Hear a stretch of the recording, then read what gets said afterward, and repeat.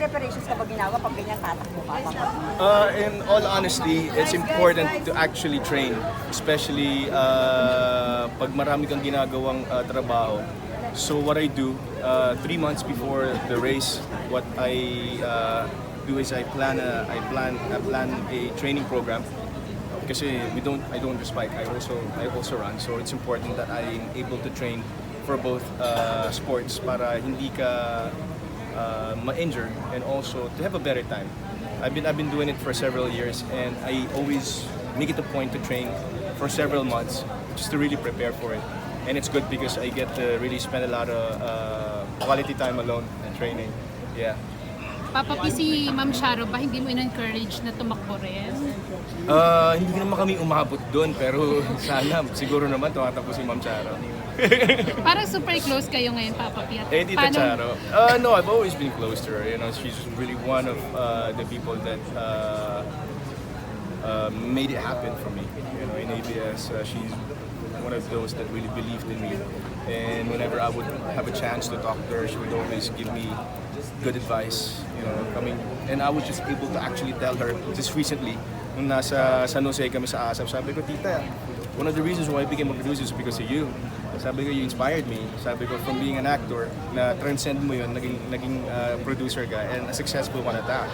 Sabi ko, you really inspired me. So if you have tips, you know, to give, sabi ko, I'd be willing to, you know, listen. And sabi ko before sa mga career moves ko, si Tita Charo talaga yung nangingialam or nagbibigay ng talagang good advice as to which ones I would take and kung anong mga konsepto rin na binibigay niya sa akin. So big factor siya sa kung nasan man ako ngayon, sino man ako. So anong reaction mo na kinikilig sa'yo ang isang Charo Santos? Hindi ko alam.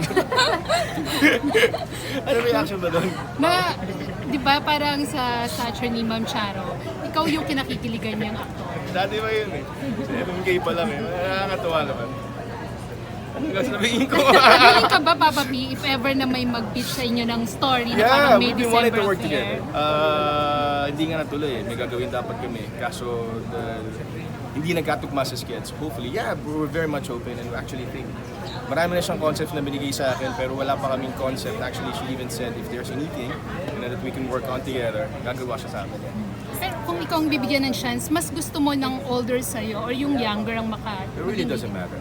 You know, I want to be able to, you know, diversify and just be paired with, not because of age or even stature, but for the story, mas gusto kong na gumagawa according to what's really needed, who's really needed for the role.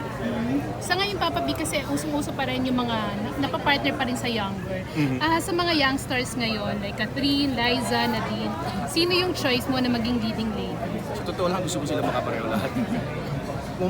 Kung papalarin, kung mamarapatin, you know, I had a concept for Kath, and I've been so open about, you know, wanting to work with Hope, si Liza, and si Nadine din, who's really good, and sino pa ba? All of them. You know, kung sinong pwede mabigyan ng chance na makatrabaho, I'm excited to, you know, just work with anyone. Sino gusto mong unahin?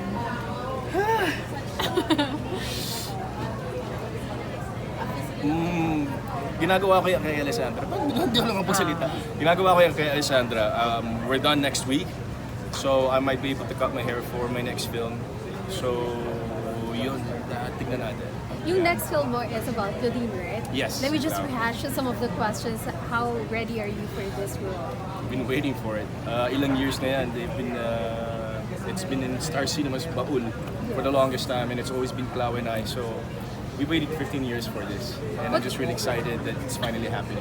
Yung script, meron na, ano? Yeah. Pero ipapolish nyo pa yung... Of course, you have to make it look contemporary, and at the same time, i-modernize siya. Yeah. Bigyan mo naman kami ng konting clue about what's gonna happen in the story. Ang dami silang pagdadaan ng trials together. Kaya it's important na ang kasama ko medyo mature, such as Clau, because there are seasons in their lives that they would have to brave together. Yeah. There are stories na OFW stories, love story na parang open with RC Munoz. Sa inyo ba, ano bang klaseng story? Oh, I'm sure.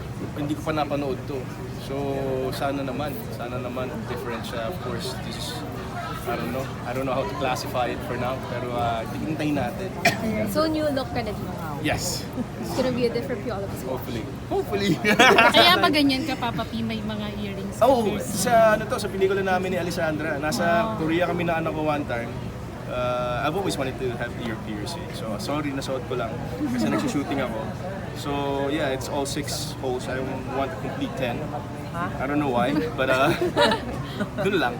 Part lang ng role. No, that was personal even before I did a shoot. Wala lang.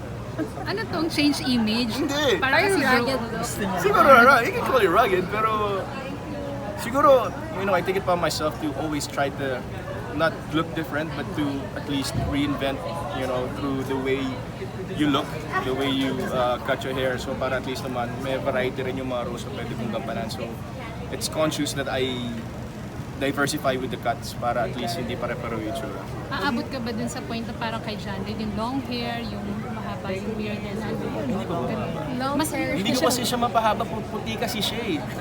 So nakakahiya, di ba? Nung isang araw, kumakain kami ng mami ko, sabi niya, anak, ang puti ng balbas mo, sabi salamat, mami. Tinaan mo nga yan. Nape-pressure ka ba whenever they ask you about sino yung magiging kasama mo? Mas nape-pressure ako dun sa edad di ba? Na parang, I was watching this series Breaking Bad and just turned 50 and imagine if I have a baby at 50, di ba? Salamat Salamat na lang, di ba? Parang, I don't know what's gonna happen, pero I'm not ready to be a family man. I feel young. I feel I still have a lot to offer or do for that matter. So yeah, the pressure is not felt. Okay. Thank you so much. Ano talaga. Thank you so much. The pressure is not felt. So Papa P, ayaw mo na magkaroon ng Ayaw mo maging family person mo sa Papa P. May anak ako hindi Oo naman nga. pag nauna na siya siguro. But when he leaves, Mauna pa siya. Gusto mo na Baka mag-apo? may lakad eh. No, mami ko gusto mag-apo. Baka kay Inigo na lang muna.